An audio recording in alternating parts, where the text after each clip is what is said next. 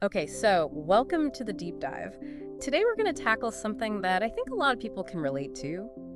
It's exciting, but also can be a little nerve-wracking. We're talking about first dates, and more specifically, how to navigate those first conversations, especially when you're doing it in English. Oh yeah, definitely. First dates, those first interactions are always so crucial, right? You're getting to know someone new, and then when you add in the layer of trying to express yourself in a language that maybe isn't your native tongue, well, that can definitely make things even more interesting. But Yeah. hey, we want to make sure you see this as an exciting opportunity, not a hurdle, right? Absolutely.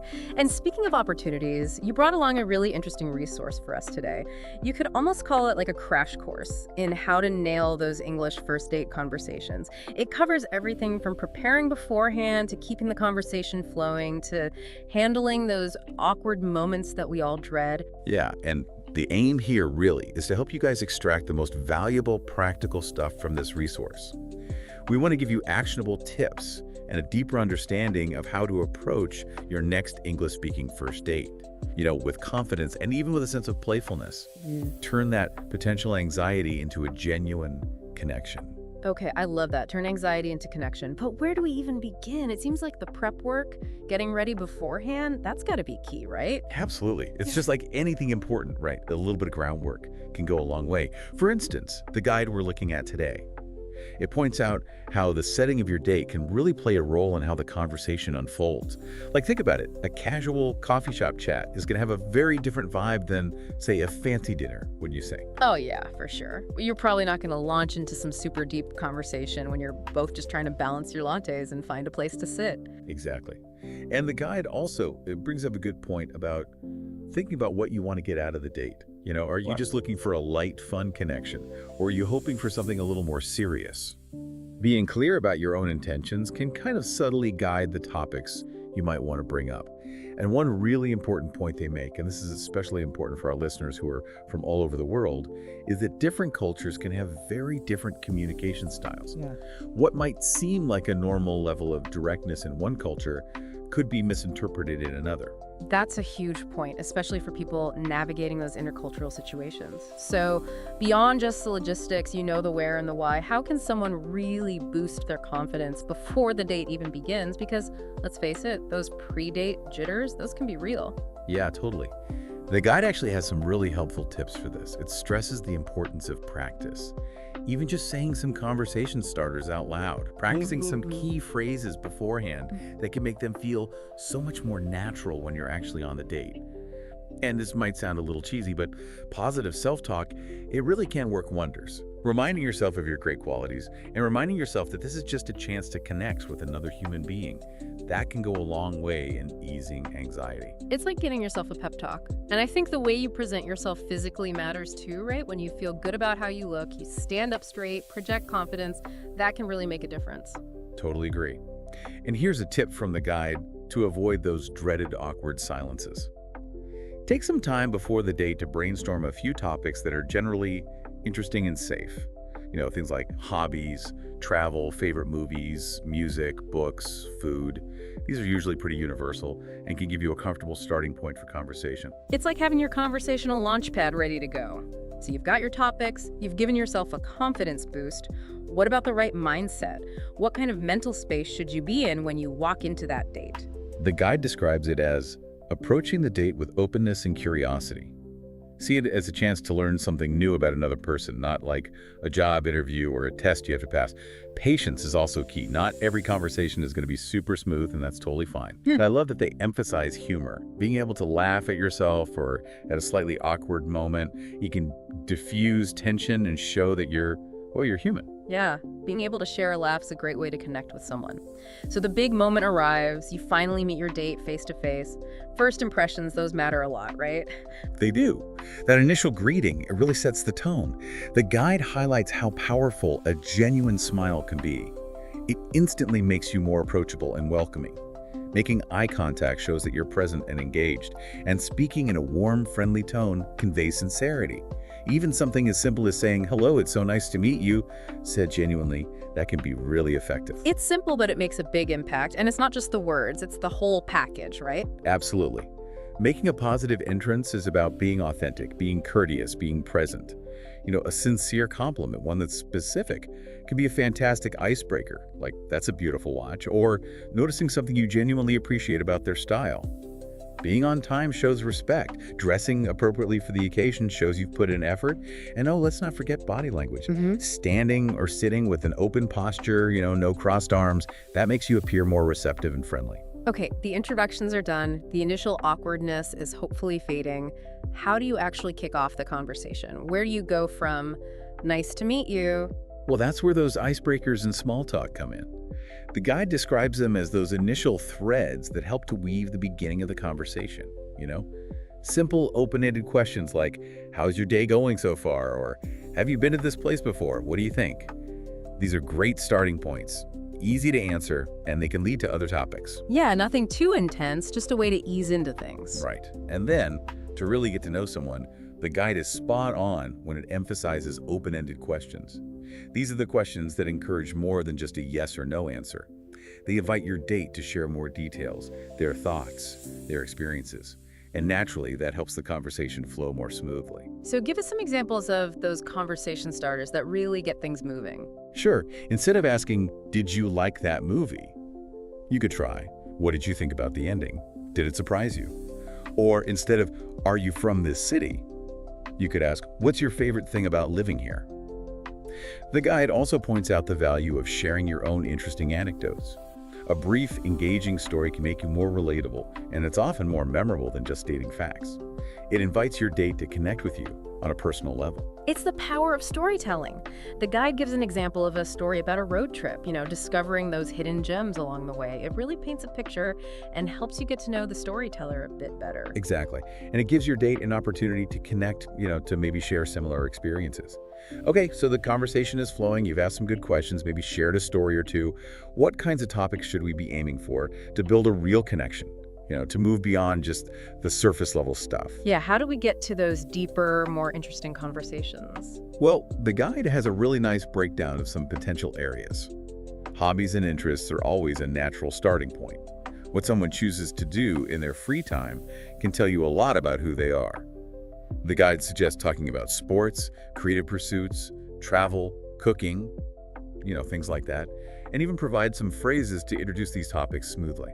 So like, "I love playing tennis on the weekends," or "I've recently started learning how to paint." Exactly. Simple, relatable, and they can easily lead to follow-up questions like, "Oh, what kind of painting are you doing?" or "Where do you play tennis?" Then there's always the classic, favorite movies, books, music. Talking about these things reveals your preferences, and you might even discover some shared tastes, which is always a good sign. And who doesn't love talking about that amazing trip they took, or a place they're dying to visit, "I just got back from," or "I'm really hoping to go to"? That opens up a whole conversation about different cultures and experiences. Yeah, for sure. The guide also mentions work and aspirations, but it suggests taking a balanced approach. You don't want to turn the date into a stressful work meeting, but sharing a bit about what you do or what you're passionate about, that can give some insights into your goals and values. And then there's family and friends. The guide rightly points out that while these relationships are important, it can be a bit of a delicate area for a first date. But you can certainly share some general things, like maybe a fun family tradition or how much you value your friendships. Yeah, definitely tread carefully there. But getting a sense of someone's close relationships can give you a good idea of what they prioritize in life. Absolutely. And finally, the guide mentions current events and pop culture.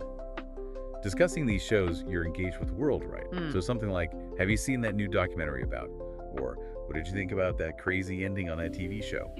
Those can be good conversation starters, but maybe avoid anything too controversial. So we've got all these great topics to talk about. Now, how do we make sure the conversation doesn't just fizzle out?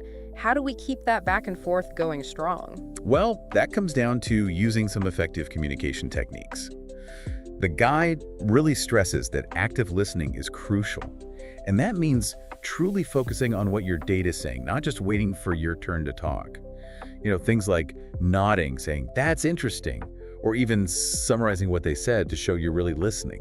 Those are all super important because they make the other person feel heard and valued. Yeah, it shows you're present and engaged, not just thinking about what you're going to say next. Right.